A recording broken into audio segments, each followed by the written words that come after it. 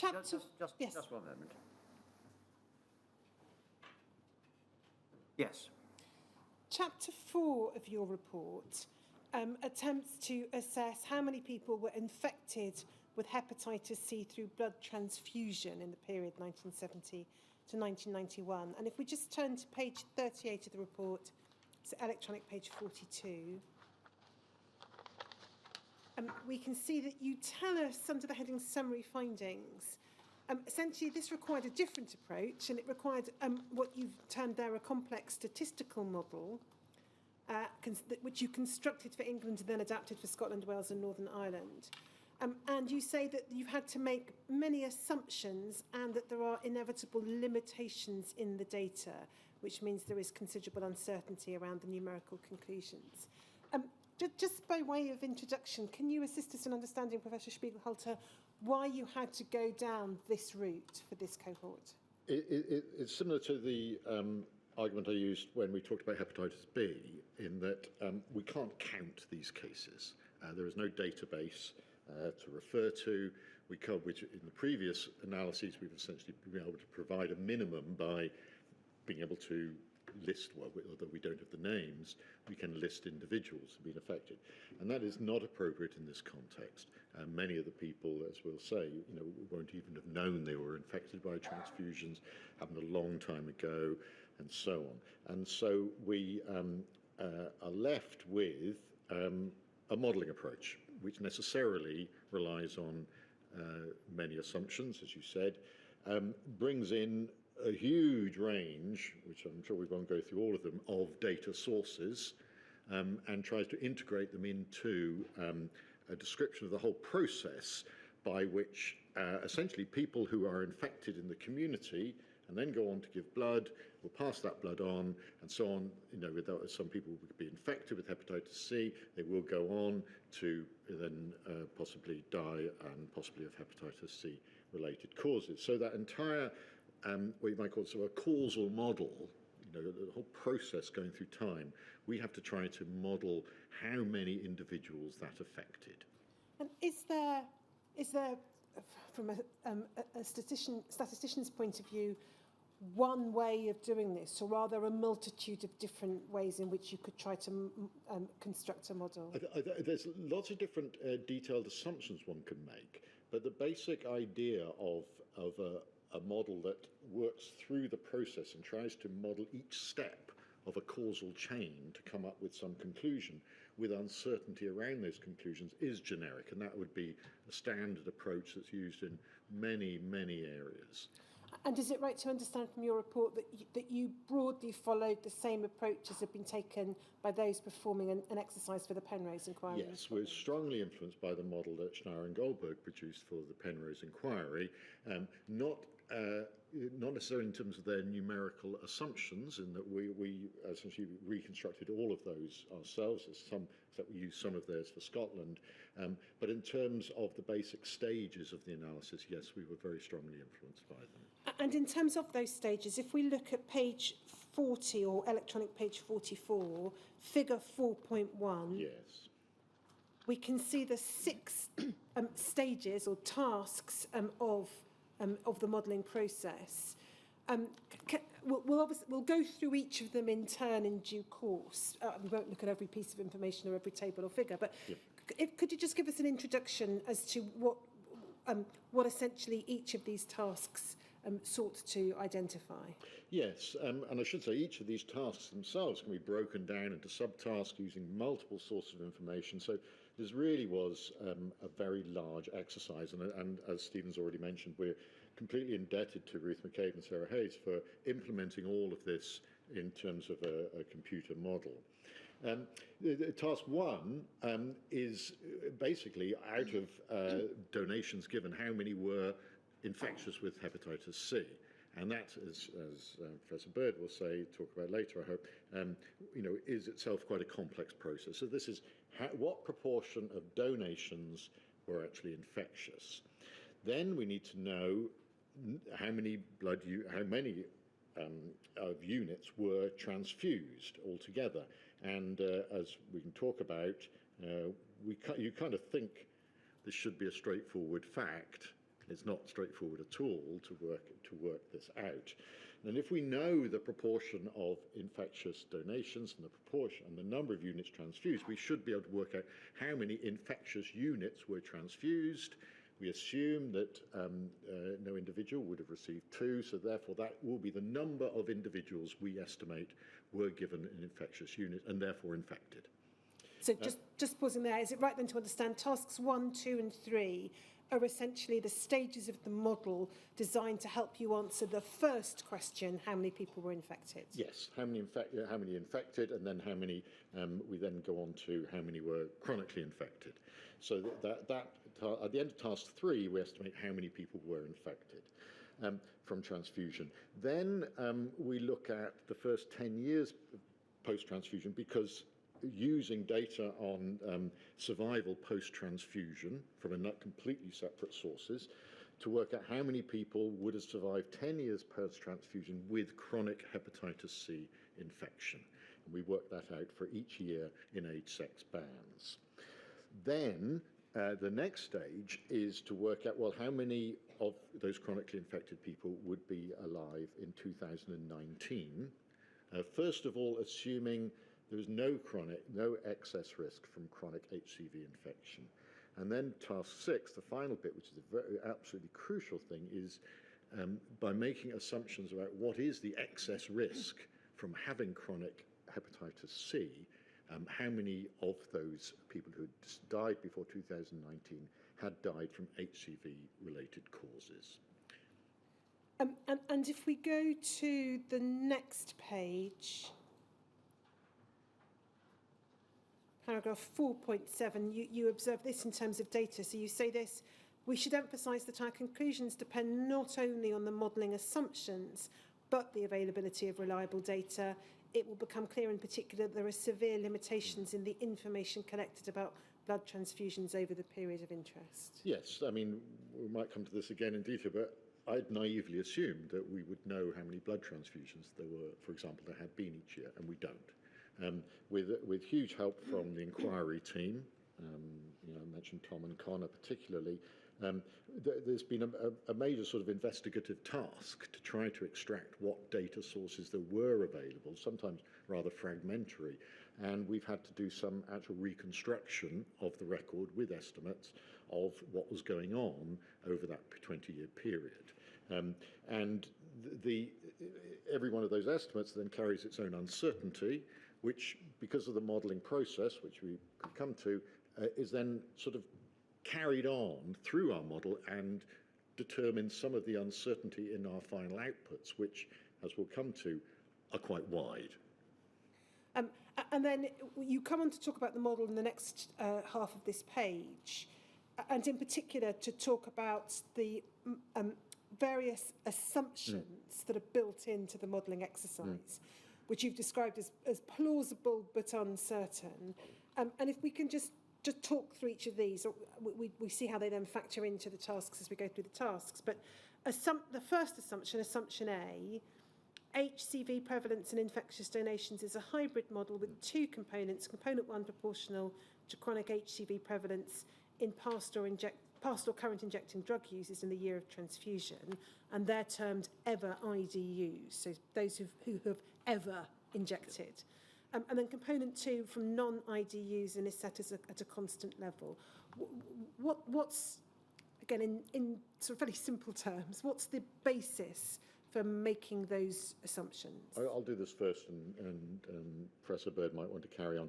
Basically, we also looked at what other people had done, and in some modelling exercises, for example, that by Dr. Soldan, they'd assumed a constant rate, a constant proportion of donations were infectious throughout that 20-year period. Whereas in the Penrose inquiry, Schneier and Goldberg had assumed that the driving force behind infectious donations was from people who'd ever been infected drug users. So we combined those as what we call a hybrid model. So there was a certain, in a way, constant rate of donations that were infectious, that were hepatitis C infectious, but also that the actual dominant influence was from ever injecting drug users who were donating blood. But as we come to that, again, we adjusted those estimates according to the advice that was being given in the 1980s. And then, which I think we pick up on one of the later assumptions, Assumption B is an assumption that a constant proportion of donors previously infected with hepatitis C, so HCV antibody positive, were actively HCV infectious and so would transmit the virus in their blood, and that proportion assessed to be around 74%. Again, in simple terms, what's the basis for that assumption? Well, in simple terms, it's the difference between people who have been infected and therefore have antibodies to hepatitis C, and only a certain proportion of those carry on to be chronically infected and therefore can infect others. And there's, again, we have an estimate from other sources of evidence, and it's around 74%. But we've got an interval around that we use in our analysis. And then Assumption C and D, I think, are linked in a sense. So Assumption C is that there were two factors that would influence the number of HCV infectious donations. HIV antibody screening of donors, which would screen out some people who, as well as being infected with HIV, might also have been infected with hepatitis C, for example, through drug use. And then the guidance to prospective donors, essentially saying if you've injected drugs, do not donate. And as the inquiry's explored, and you've picked up on some of this in your report, the terms in which that guidance was expressed changed over the years. So you've made an assumption there about when that might have happened, and then Assumption D, self-deferral leading to around a 67% reduction in donations from HCV infectious ever IDUs. Why make those assumptions? Why did you regard it as important to build that in? Oh, because we recognise that the advice given for potential blood donors changed over the 1980s, becoming more and more stringent, and naturally that we would assume that would lead to fewer people who were infectious actually donating blood. The crucial thing is what that drop, how big that might be, and Professor Bird will talk about this more in detail. But it is rather, as we will show later, it is rather an important factor what that drop-off was, and yet is also the aspect about which we have possibly least direct data. So that's why we have to be cautious in our conclusions that one of the most important factors in determining the number of actual infectious donations is something we actually know least about. And then Assumption E, the contribution to prevalence from non-IDUs, so not the infectious, not the injecting drug users, is a fixed percentage of the proportion of donations found to be infectious when testing began. Baseline assumption for this percentage is 25%. Again, what underpins that assumption? All of these numbers are hinged to the proportion of infectious donations that were found when they started testing in 1991, which we'll come on to in more detail. Now, and as we said, we assume that a certain proportion of that was fixed throughout the whole period, and others depended on of infectious of injecting drug users. The 25%, again, was a judgment. One of the things that we can demonstrate is the fact that our conclusions are very robust to that proportion. It's not a proportion we would not want to hold ourselves. We definitely think it's 25%. The conclusions are very robust to that proportion. And then if we go over the page, I think these are perhaps probably slightly more straightforward assumptions to understand. Yeah. So Assumption F, all recipients of HCV infectious units are assumed to develop HCV infection. Assumption G, negligible chance of a transfusion recipient receiving 2 infected units. Assumption H, proportion around 18% of transfusion recipients assumed to clear the virus within 6 months of acquisition. And I should say these then relate to Assumptions H onwards relate to tasks 4, 5 and 6 when you're trying to establish mortality rates. So the assumption I then, chronic HCV infection does not influence recipient survival for the first 10 years post-transfusion. And is it right to understand that assumption is essentially based upon the long-term nature of hepatitis C in terms of the, so those who are who die within the 10 years post-transfusion, there are assumptions made that that's not due to the hepatitis C, it will be due possibly to the transfusion, the original reason for the transfusion, or to other causes? Yes, we do assume that, and that's due to the data that's available on the slow impact of hepatitis C over time. Sheila, do you want to say anything more about that 10-year assumption? I mean, I'm sure we'll come back to this, but perhaps it would. yeah, Can we come back to that? But it is, we deliberately listed out these assumptions in order to allow people to scrutinise them and to be clear what we're basing our conclusions on. And then assumption J was having a transfusion increases the annual risk of dying up to 20 years after transfusion. Again, perhaps we'll pick up on that when we look at task 5. And then assumption K, chronic HCV infection increases the annual risk of dying from 10 years post-infection. Our baseline assumption is a 53% increased risk. And again, I think we'll come on to that. It's a very important figure, so we'll come on to that. And then, again, just by way of overview, you then describe in the next 3 paragraphs the modelling process. So you talk about a deterministic model, and then you tell us how you assess the effect of uncertainty through what's known as a stochastic Monte Carlo analysis. Can you explain those for the benefit of the vast majority of this room? I'm absolutely delighted to. A deterministic model is best to think of that as a spreadsheet, and in fact was initially implemented as a spreadsheet, so that you put in some numbers at the beginning, and then at each stage, each task then was another page on the spreadsheet, taking in the inputs from the previous analysis, doing a calculation and feeding it forward eventually to the final outputs, for example, the number of people who've died from hepatitis C related reasons. So it's deterministic, meaning it's just a logical process. It's a simple calculation. You put in some numbers at the start and out comes one number, at the end for the number of, for example, infections or deaths.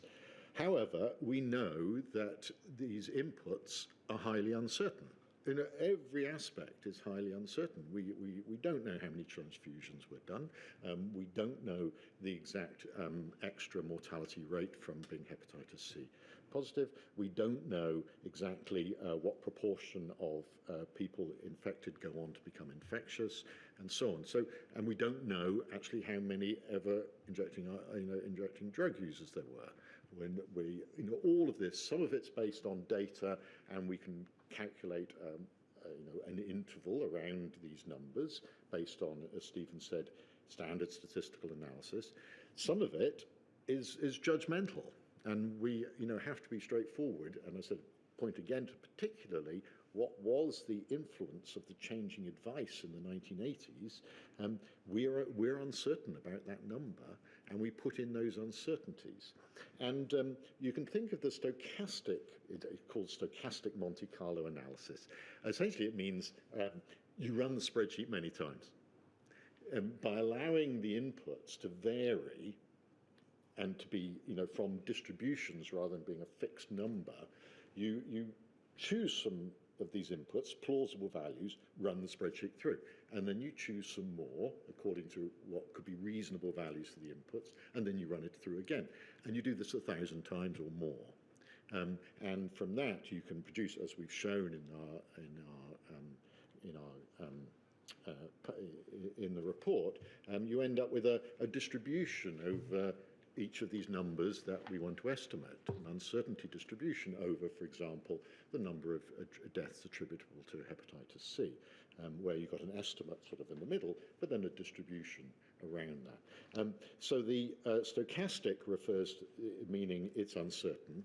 The Monte Carlo is just a technical phrase, and this is known as Monte Carlo modelling. I mean, it goes back to 1950s, I think, where this sort of simulation, where you just run the thing again and again and again, it was first developed when people doing research around atomic bombs, and it was just called Monte Carlo because it was based as if it was, you're almost, rolling a dice each time, but of course in a much more structured way. So the Monte Carlo is purely a technical term for essentially a spreadsheet where you allow uncertainty into the inputs.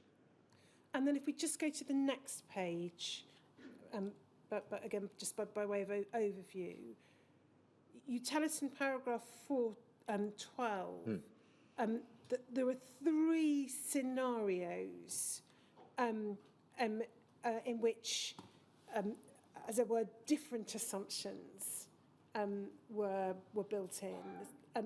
Can you just tell us again about the thinking? And actually, there were a lot more in the appendix. We deal with a lot more scenarios. We tried, changing everything. All the major factors we were uncertain about. We changed, and not just allowing them to come from a distribution, but really changing their values in quite a major way. So the first one was assuming that in terms of the what were the infectious donations, where they came from, that this was coming from past injected drug users. There was a later deferral, and it was the influence of the guidance had a much smaller change in the in terms of the step down in infectious donations. So essentially, it was very much looking at the point of view that all this advice did not have such a big influence, which, as we'll come to, some of the people we talked to thought was plausible. The second one is where we just look at ever injecting drug users as being the only source of infectious donations, and ignored the idea that there could be some constant background rate. And that's analogous to the Penrose analysis. And the third analysis really took the completely opposite approach and said that actually there was just a constant rate throughout the period in terms of infectious donations. And all of these tied to what was actually found when they actually started testing donations in 1991. And then if we go to perhaps page 45, 49 electronically, thank you. We'll come back to table 4.1 at a later stage. But just under the heading interpretation, bottom of the page, can you just talk us through what we see set out there in paragraph 4.14? Yes, I mean, I think it might be easier to see this in a table, but again, we can estimate. We got what you call a stochastic baseline scenario, which is the assumptions that we listed out in that initial list of assumptions. For example, 67% drop in terms of donations from ever injecting drug users in the mid-1980s. And this is again just for England. And so we estimate around headline figures, around 22,000 transfusion recipients infected with hepatitis C. Not all, and only a proportion of those, around 18,000, became chronically infected. Of those, 6,000, nearly 7,000, we estimate, survived for 10 years post-transfusion, which incidentally shows the very high mortality rate post-transfusion, which we assume is not related to their infection. And so that's the mortality up to 10 years post-transfusion. Of the 18,000 infected chronically with hepatitis C, we estimate that 15,800 had died by the end of 2019, and around 1,500 of these deaths were hepatitis C related. But of those 15,000, around 11,000 had occurred in the first 10 years.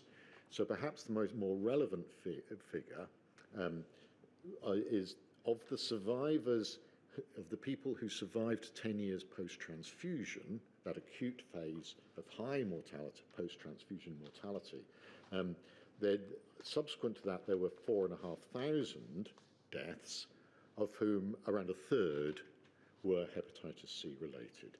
And this 1/3 figure, 34% or about a third, is absolutely crucial, because it essentially says that once we get into that higher mortality post-transfusion period, around 1 in 3 deaths are attributable to hepatitis C, without taking any notice of the cause. This is not, we'll come back onto this, this is not deaths that are labelled as hepatitis C, this is just from all deaths, all causes.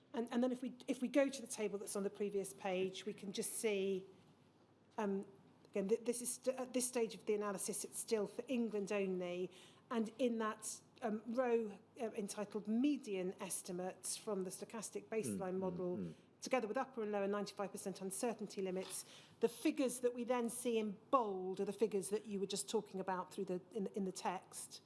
The 22,000, so thank you, Lawrence. Exactly, and as you can see, if you look at the figures above and below those, there's a lot of uncertainty.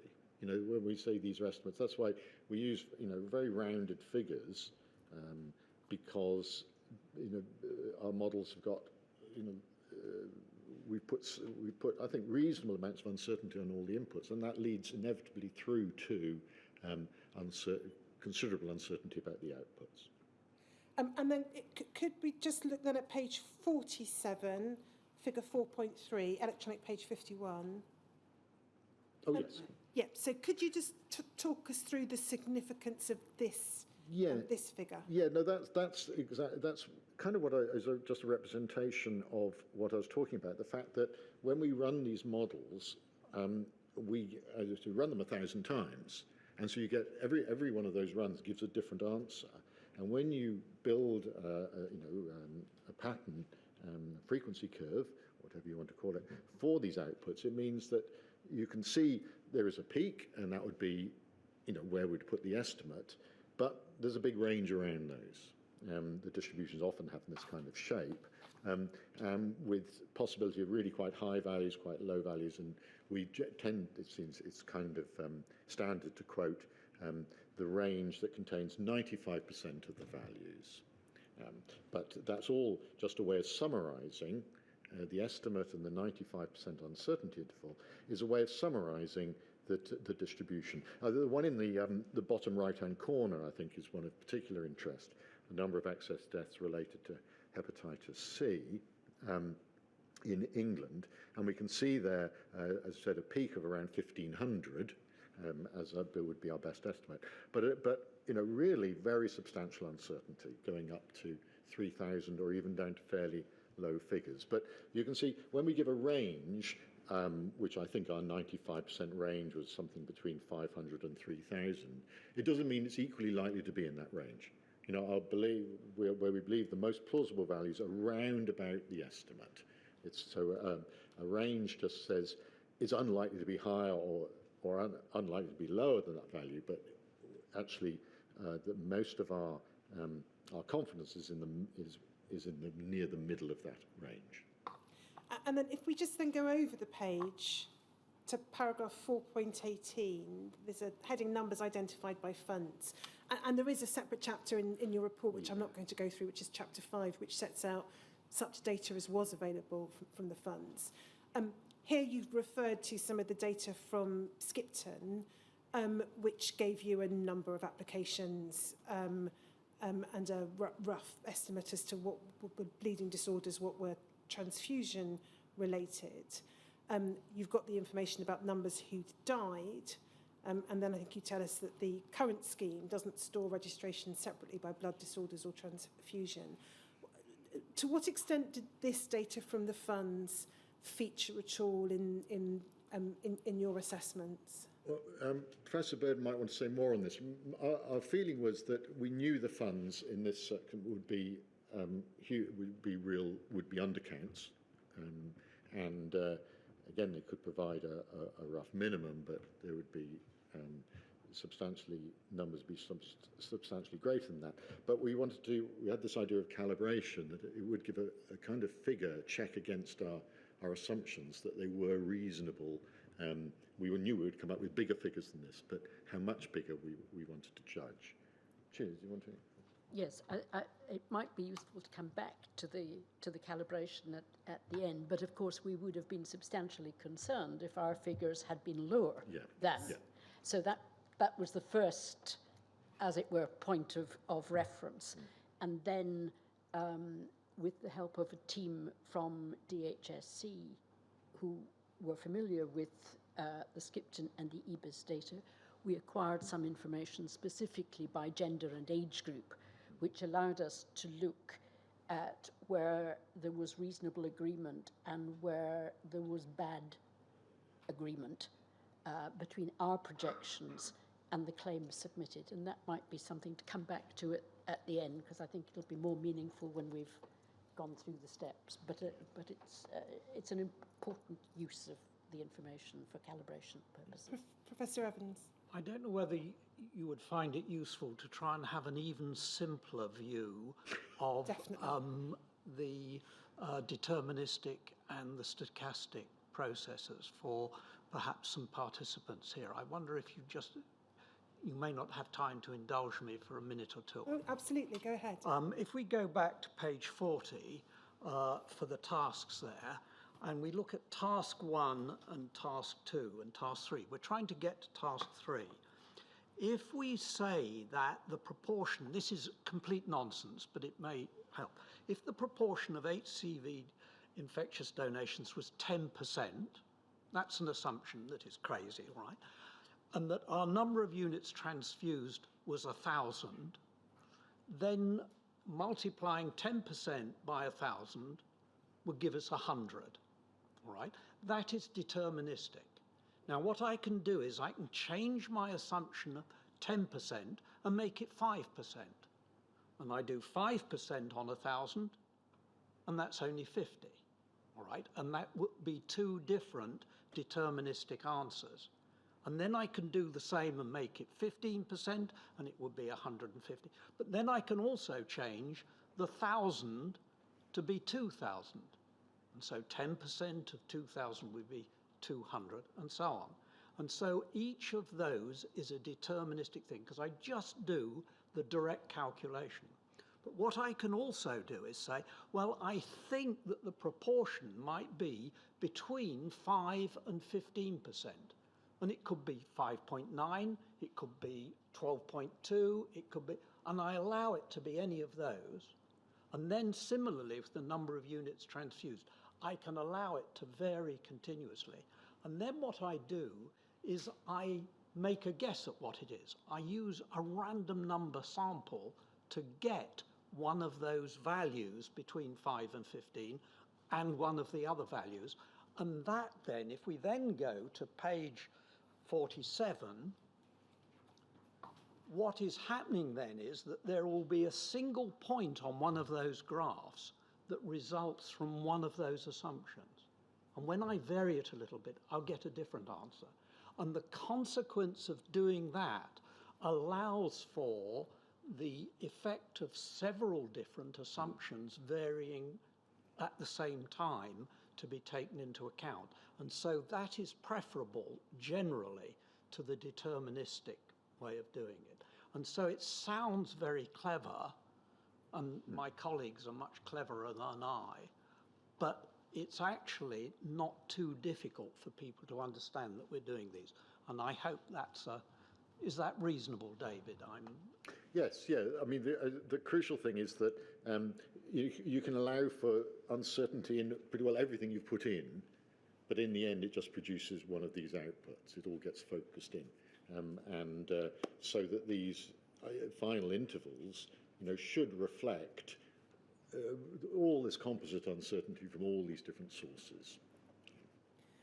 And then having undertaken that exercise in relation to England, you then adapted it for Scotland, Wales and Northern Ireland, using the same model, making the same assumptions.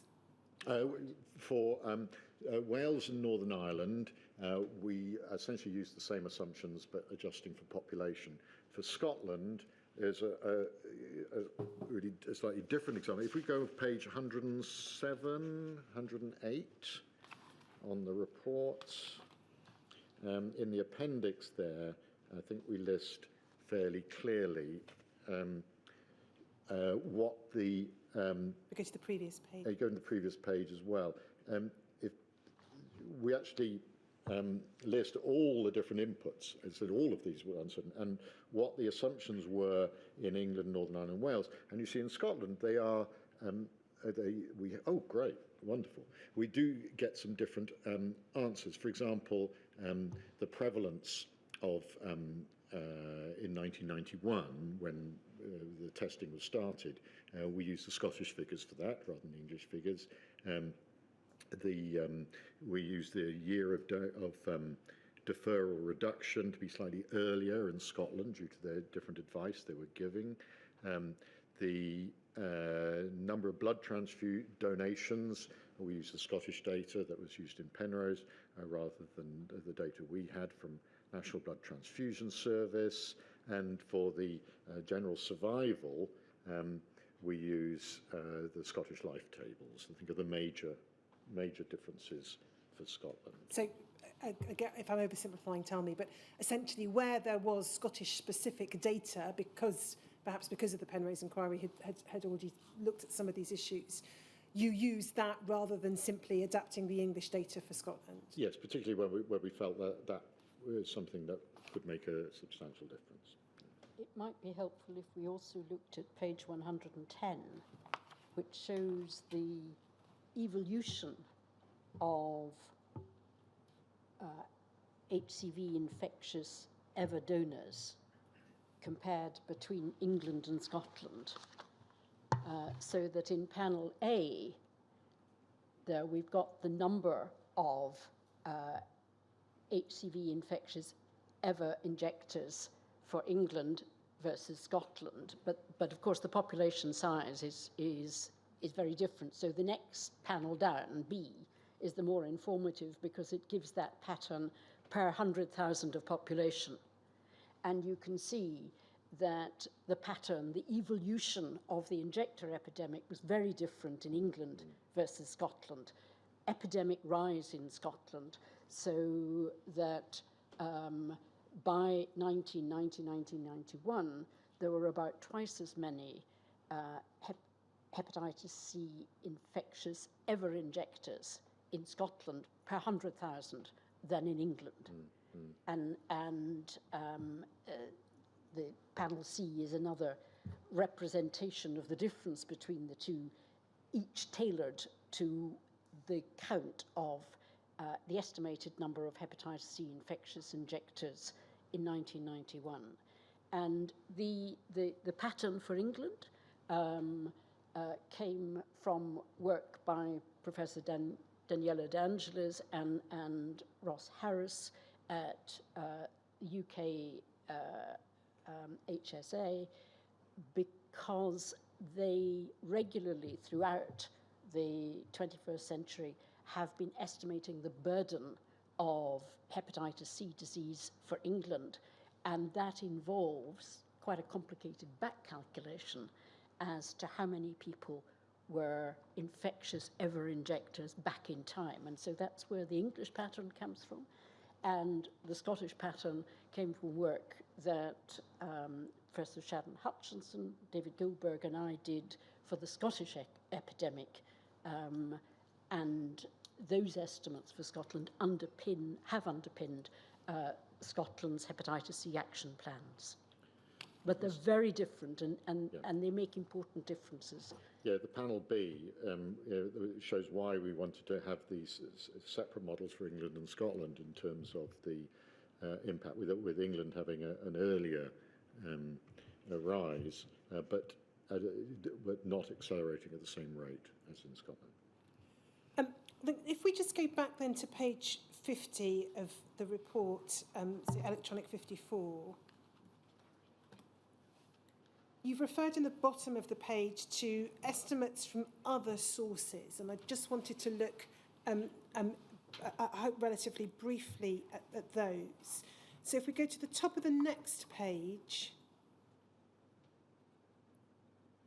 one other source was a Department of Health estimate, which was 28,043 post-transfusion hepatitis C infections for the UK, reported as derived from the estimate by Solden, which you go on to consider. So that's one estimate that you were aware of. Does that provide any support for, or lack of support for, your own approach? Our figures come in somewhat lower than that, but not a huge amount lower than that. Essentially, we started again with our modelling process, but those figures are largely based on Dr. Solden's analysis, which in 426 we go through showing how she got to her estimates, and is, broadly follow the same idea as we've got. Of you start with trying to estimate how many infectious donations there were and so on. And we use, as I said, we use somewhat different assumptions and come up with a slightly lower estimate. Yeah. And then if we go over the page, we've then got two estimates in relation to Scotland. One was Solden's estimates in relation to Scotland, which you say was considerably higher than yours. And then the other was the Schneier and Goldberg analysis for the Penrose inquiry. Again, what, if any, assistance did you derive from those? Well, I think the first thing, if we look at table 4.3, is there's a huge variation there, depending on some very basic assumptions. Do you want to talk in more detail about yes, these? maybe if I step back to the original, the Department of Health and Social Care estimate, which came from Solden's work for England, which essentially assumed that the prevalence in England, prevalence of infectious donations in England applied throughout the United Kingdom, including in Scotland. That ignored the fact that the prevalence was actually higher in Scotland. And so the 28,000 was worked out on a population pro rata basis. So she essentially ignored the role of the injector epidemic, whereas Goldberg focused on the role of the injector epidemic and dealt with the prevalence that applied in Scotland.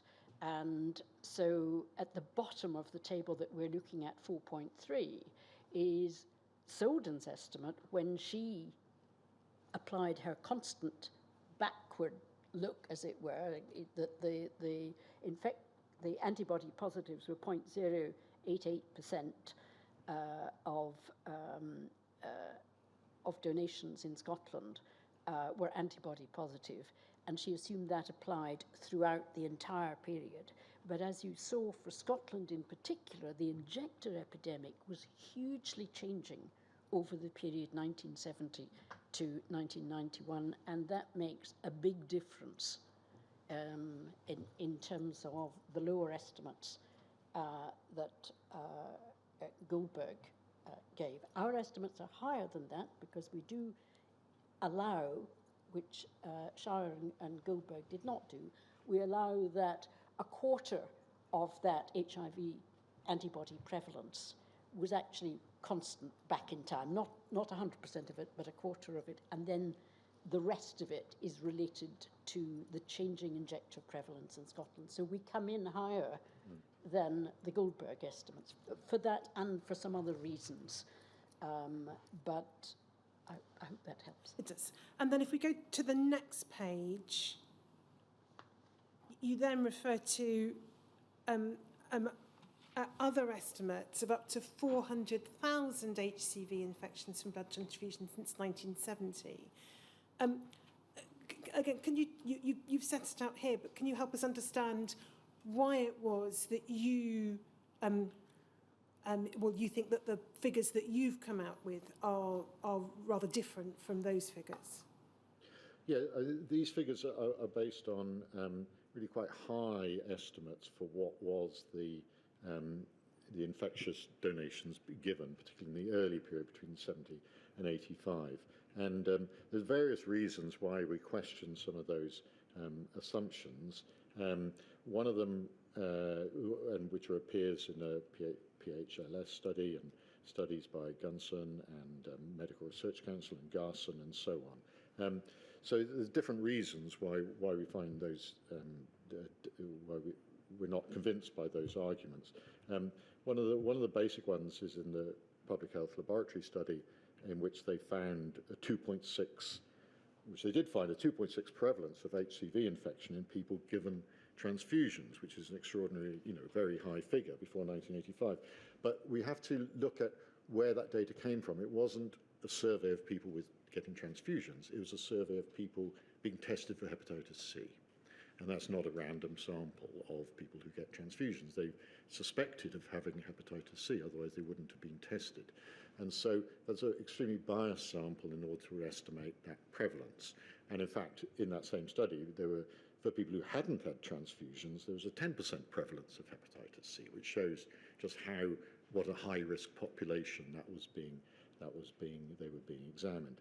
The others, I think there's a real problem that there was not a definitive test for hepatitis C before 1991, and so all the analyses and the testing that was done in that earlier period can be, I think, really carefully scrutinised and questioned quite strongly.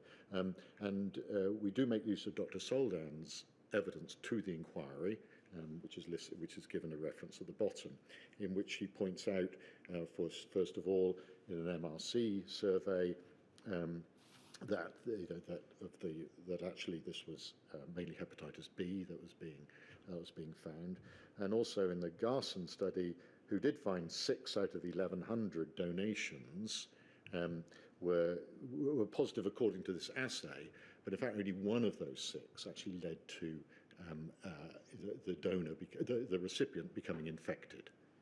And so again, we can't conclude that those donations were hepatitis C infectious, which is what we're actually interested in.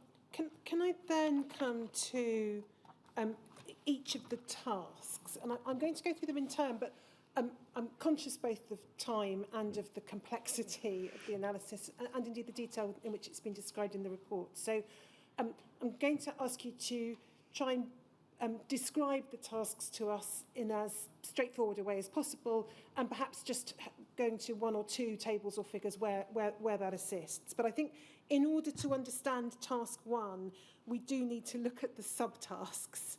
And so if we go to page 54 or electronic page 58. So just to remind ourselves, task 1 is to identify for each year, 1970 to 1991, what proportion of donations was HCV infectious. And we've discussed the assumptions already, which you refer to again in paragraph 4.38. And then, is this right? There are a series of, in fact, it's 5 because it continues over the page, 5 questions within that, which you've called tasks 1.1 through to task 1.5. So you look at the data available from the screening of blood donors that began in September 1991, and that's task 1.1 first of all. And so if we go over to the next page, we've got the heading there, task 1.1. Is it right to understand that this is a task for which there was decent data? Absolutely. So those are the data for England, 532 HCV antibody positive donations between September and December of 1991. And so that gives us a central estimate that David's been describing of 0.066%, and there's the uncertainty in the 95% confidence interval. But an easier way of expressing it is that 66 out of 100,000 donations were hepatitis C antibody positive. And then if we go on to the next page, we'll see that the number that were hepatitis C infectious is 74% of that 66 out of 100,000, which brings us down to 49 out of 100,000. So that's the essential number. Now, we've got that for 1991.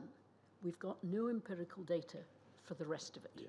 So that is 1 in 2,000. 1991, 1 in 2,000 of donations were infection. Would have we assume would have infected the recipient. So then you essentially have to work backwards. So we without work data. backwards, and ladies and gentlemen, if you remember that figure showing you the pattern of hepatitis C infectious injectors, ever injectors in England versus in Scotland, for each nation, we work back from the 1991 figure for that particular nation proportionately to the number of hepatitis C infectious injecting drug users, because it might not be them, it might not be that they directly are the donors, but it's in association with that. And that's how we work back to get that estimated proportion who are hepatitis C infectious donations in every year back. Now, it is an assumption, it's an important assumption. So the hybrid model says, well, okay, maybe we don't want to say, particularly for England, which is more multicultural than Scotland, we should perhaps allow that a proportion of the infectious prevalence in 1991 is actually something that was there all the time. And so we vary that proportion between none of it, 25% in our baseline model, 50% to 100%, which is essentially the Solden assumption. So our hybrid model takes into account using only the injecting drug users to no use of the injecting drug users and something in between. And as Professor Spiegelhalter has indicated, the particular choice of that proportion, certainly for England, doesn't make much difference. It makes more of a difference in Scotland. And just in terms of the, so this is task 1.3, and in terms of that, there were available sources of evidence, but you didn't have the data with the same degree of reliability as you had for tasks 1 and 2. That's correct. Sorry, subtasks 1 and 2 of task 1. Yes, we have for each of the nation, for England and for Scotland, estimates of the numbers of hepatitis C infectious ever injectors. And we have those with as it were, better uncertainty for England, because the team that Professor Daniela D'Angelis was part of was able to give us 1,000 realizations for each of the years 1971 to 91. So each time we ran our model, we could just choose at random one of those 1,000 realizations, each of them having come from really quite a complicated burden of disease model that was extant. So it's, we reckoned, the best information that we had for England. And then the fourth stage in task 1 was to look at or to make assumptions and then, as it were, model the effect of those assumptions about step down in donations from the mid-1980s onwards. Correct. And I think we looked previously at table 3.1, which had shown how showed a selection of quotations from the advice to donors and so on. We also took the same sort of approach as had been taken in Scotland to elicit expert opinion as to the extent of the reduction that the HIV antibody testing combined with that advice on self-deferral might have made in terms of reducing the hepatitis C infectious load amongst donations. And there were basically two opinions. One, that there was quite a high reduction, quite a substantial reduction, sort of 67% reduction, and a lower sentiment that it would only have been a 1/3 reduction.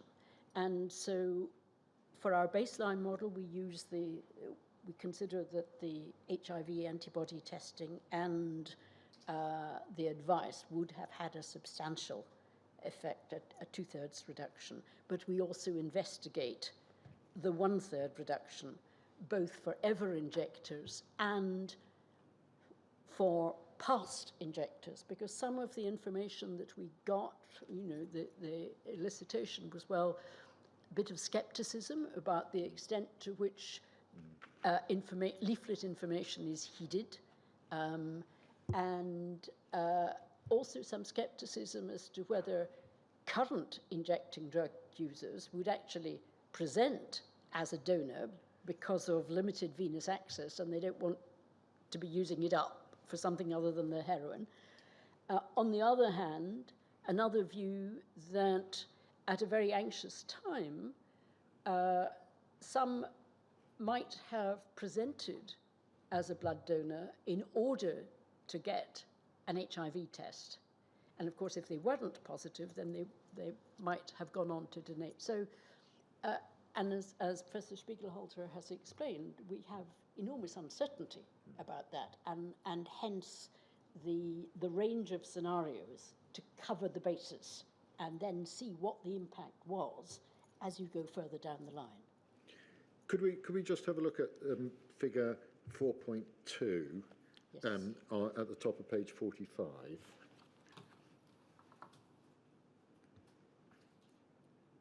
If we look up the top left-hand image there, it gives I think quite a good feeling of what we ended up as the blue line as our baseline assumption, in that the pattern up to between 1970 and 1984, broadly followed the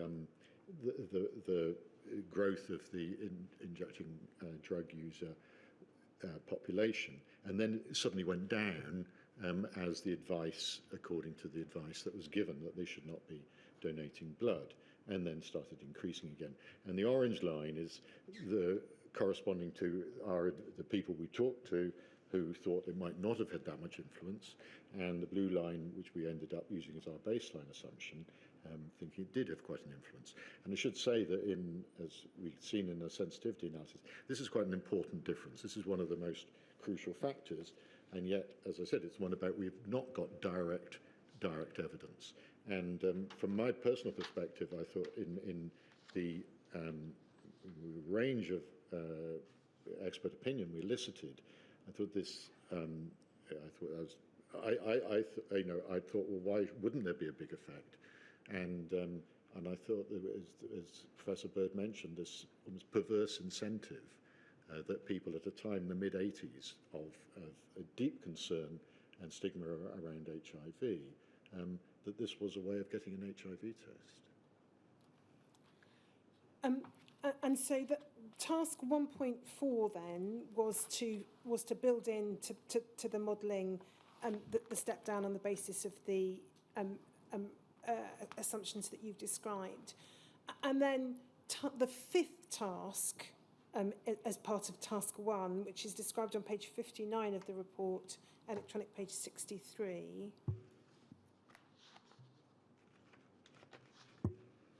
It picks up on the, as you've already described to us, Professor Bird, the constant level of non-IDU donors, so the hybrid model, as you've described.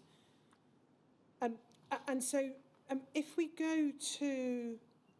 That's illustrated on page 60 in Yes. figure 4.5.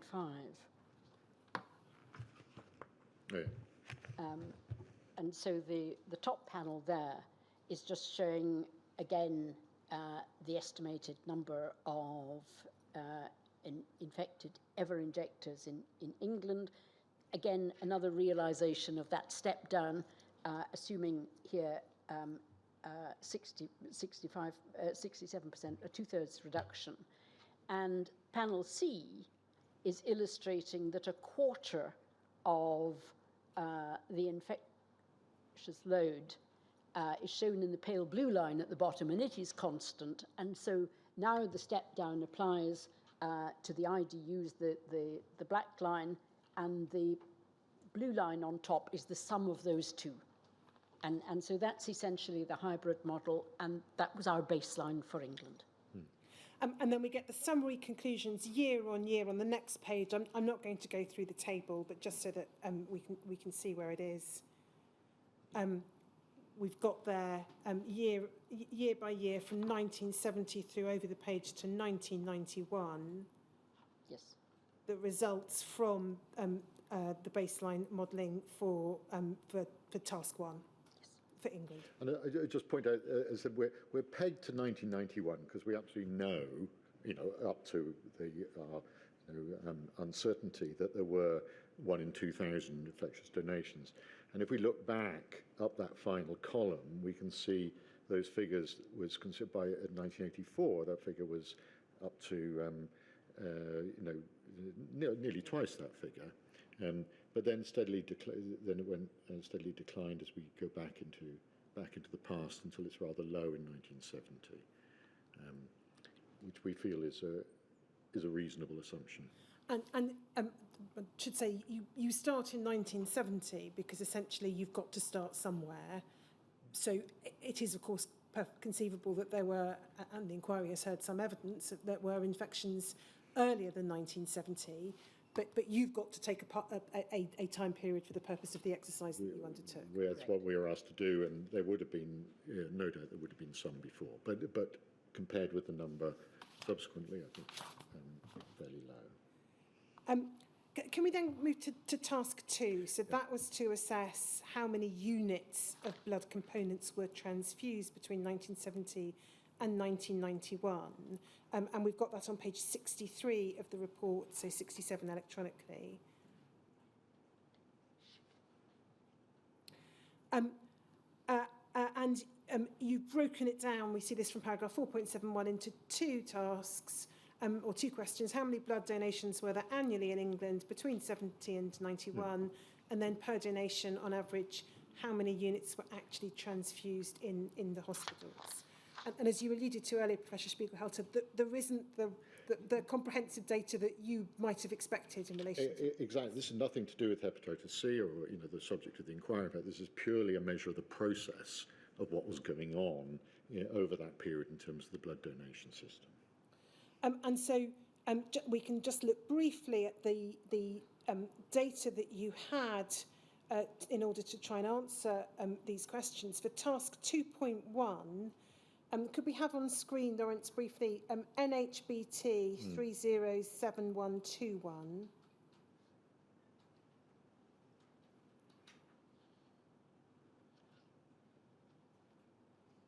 And it should be page 3.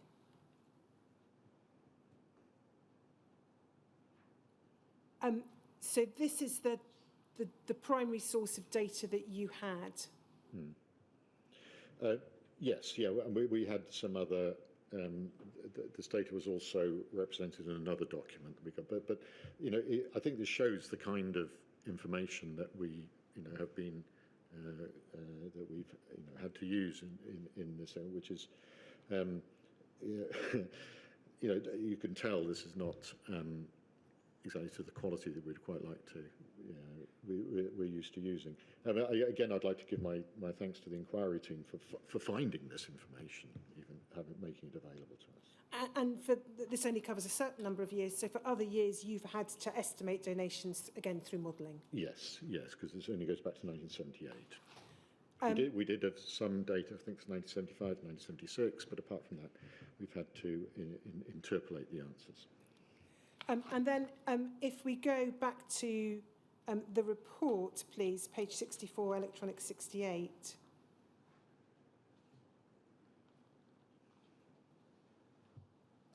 Yeah. We've got the table there with I think the black is the figures that you had from the data you've referred to, yeah. And then the grey is where you've had to model it. We're doing some modelling, and we allow for the uncertainty in that modelling. And then the second aspect, if we just go down the page to task 2, was to determine per donation, on average, how many units were transfused. And again, you had some data in relation to that. So you had statistics, perhaps we could, again, just put it briefly on screen. DHSC 30 3974_036.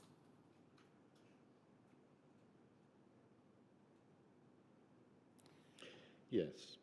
And it's Annex 1, Annex 1, I which I think, on don't this have one. the electronic page reference Yeah. for, sorry. If we just keep going. It's quite a long way through. Oh, yeah, that Here looks, it is, that looks yes. like it. So, I mean, we don't need to look at the specific numbers, which No, are quite but it difficult does, to read on you know, screen. this is, you know, it's like, look, you know, and we had it by year, actually, can we go another, this is by area. But anyway, you can see along the top the headings of what we did. We numbers of blood issued.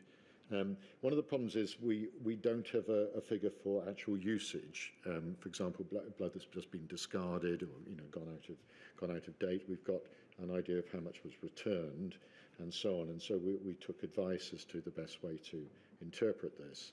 And that's given us, yeah, I think a reasonable figure for what actually was the number of units transfused per donation, which works out as, you know, very roughly 1, but we could see it has got a trend.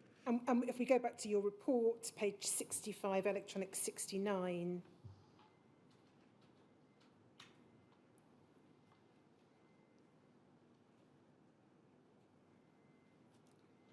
We can see there the table, and then is it right to understand that the what you've just referred to, we see from the bottom row? Yeah, I mean, that's the the fact that it's 1 is pure sort of luck. It's not always 1, it just happened to be 1 in these examples. But it just shows the sort of calculations we had to go through in order to, because remember right at the beginning, there were about 2 million donations that we had per year. And so we work out, in fact, in that particular year for 1982, there were about 2 million, that ended up about 2 million units being transfused. And again, we see from paragraph 4.79, although you had some of the data that we looked at, you didn't have that for the whole period. No, so again, there was extrapolation. Then some extrapolation, interpolation with some uncertainty around those figures. And so we can see that if we go over the page to page 66, electronic 70. Yes. So, there's we only got the figures going back to 1981 on 82 on this the detailed data, so we had to make some fairly broad assumptions. But the numbers we got do fit in with the other analyses by Dr. Soldan and by Starr and Goldberg as well. So while these figures, we cannot be precise about these figures, we feel that, you know, the rough range between 0.9 and 1.1 units per donation are reasonable. And then, and you've set out various comments and limitations in paragraph 480. I don't propose to go through those. If we then go over to page 68 of the report, 72 electronically, we can see then task 3. So this is the third stage of trying to answer the question of how many people were infected. And here we're still looking at England only. You tell us in 4.81, you've got task 1, which is the estimates of proportion of donations, task 2, number of units transfused, multiplying these together estimates the number of infectious units transfused each year, and then you make the assumptions that we've already looked at, assumptions F and G, and then we get the table on the next page. We just have the whole table.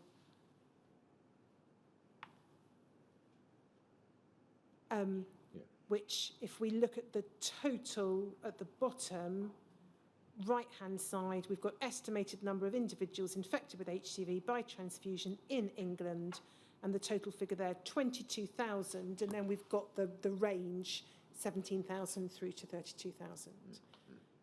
So that's how you got to the figures for England, and then, as you say, you applied the same analysis for Northern Ireland and Wales, and then slightly different approach in relation to Scotland. So the same structure, but using data specific to Scotland. Correct. Yeah, I mean, as Stephen said, it's very roughly, if you're having 2 million donations a year, and 1 in 2,000 is infectious with hepatitis C, that means that there's 1,000 infected donations, infectious donations. And since we assume that it would be very unlikely for anyone to get 2 of these units, even if they've got multiple transfusions with multiple units, that means 1,000 people that year will have been infected with hepatitis C from transfusions. So that's just an average over that period. The next couple of pages of your report give us some information about the age and sex distribution.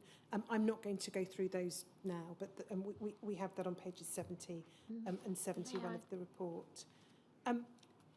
Can I then turn...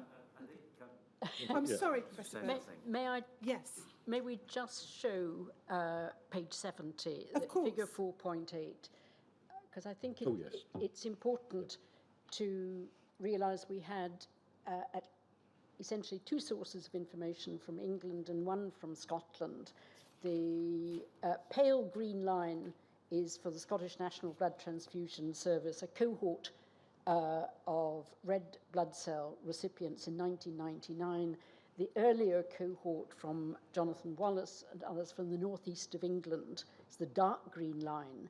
And this is showing in the upper panel the proportion of recipients who were female, and showing them by age from under 10s through to 70 to 79-year-olds, and the lower panel for males. I think the first thing to note is how closely these 2 agree, the pale green and the dark green. And the second thing, if you look more closely at the age group 20 to 29 for the females versus the males, much higher proportion for the females, and for 30 to 39, and that, as we know, is associated with the use of blood transfusion during pregnancy. Yes. Thank you. So again, I'd just like to point out, all this work, this is the who gets blood transfusions was nothing to do with the specific interest of the inquiry. Again, we were surprised that this was not easily available. This required special studies, and we're enormously grateful to these individuals. They provided the raw data again for this analysis. So if we can then move to task 4, and so it's page 72 of the reports, 76 electronically. So tasks 4, 5 and 6 are the tasks to enable you to try and answer the question about HCV-related deaths. And so in relation to task 4, as we see here, the question is in relation to survival 10 years post-transfusion. Again, I'm not going to go through each step of it, but what was the data in broad terms that you drew on for this task? The first thing is that assumption H, that a proportion of people who were infected at transfusion would clear their virus naturally and not go on to become chronic HCV infected. And that was based on an overview, a paper that had systematically reviewed the literature and gave that figure for an estimate of 18%. So roughly, 4/5 of people, those numbers that were infected, the 22,000 for the UK, for England, we would then go on to be chronically hepatitis C infected. And the other assumption, of course, which we've mentioned already, is we do assume that for the first 10 years post-transfusion, which is a time of high mortality because of the reasons people had a transfusion, at least in older age groups, that was not affected by their chronic hepatitis C infection. And so that required data on survival post-transfusion, which again, we had to use other people who had studied this deliberately, who again generously provided their data for us to do further analysis on. And then if we look at the limitations on page 73, electronic 77, if we just go to paragraph 4.97, so you've said in terms of limitations, the survival proportions disregard both the reasons for transfusion and type of transfusion. Survival rates for specific groups of people may vary substantially around these averages. And then an assumption that the Wallace survival rates, which was the data you had for this purpose, which were north of England based, you had to assume that those could be essentially applied to the rest of England. Is that right? Yes, but I mean, if we can look at actual table 4.11, this shows, for example, that for those people over 50 getting a transfusion, less than half survive the following 10 years, and that's not restricted just to the older age groups. So this is a very substantial mortality rate in people getting transfusions. Whereas for we've talked about younger women getting transfusions at pregnancy, so women 20 to 29 getting a blood transfusion, actually 97% would survive 10 years following that. And if we go over the page to table 412, we can see then, we see the description at the bottom in italics, the estimated annual number of individuals with chronic HCV infection by transfusion in England, 70 to 91, surviving 10 years post-transfusion. And we've got that in the right-hand column. Is that correct? Yes, so those 6,700 are the ones chronically infected with hepatitis C, and that's when we assume that the effect of the hepatitis C is going to start intruding. So I note the time, so perhaps should take a break. Yes, let's take a break then until 4:45.